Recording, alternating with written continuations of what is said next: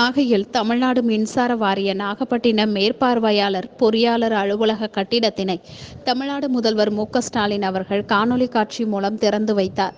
இதன் ஒரு பகுதியாக நாகையில் நடைபெற்ற நிகழ்வில் நாகை மாவட்ட ஆட்சியர் ஜானிடாம் வர்கீஸ், தமிழ்நாடு மீன் வளர்ச்சி கழக தலைவர் கௌதமன், தமிழ்நாடு தாட்கோக் தலைவர் மதிவாணன், நகரமன்ற தலைவர் மாரிமுத்து, துணைத் தலைவர் செந்தில்குமார் மற்றும் மின்சார வாரிய அதிகாரிகள், ஊழியர்கள் உள்ளிட்ட பலர் பங்கேற்றனர்.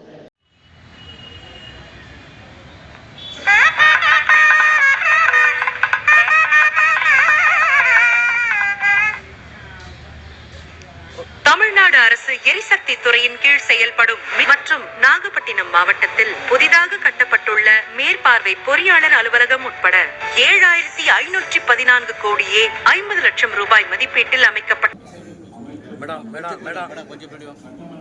கலெக்டர் சார் கையை வைக்க சொல்லுங்க. கையை வைக்க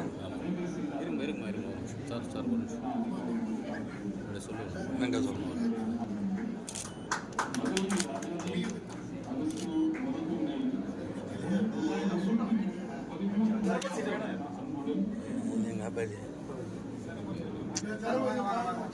சேர்மன் சார் கை இருக்கு நம்ம குக்கிங் வச்சு இருக்கு.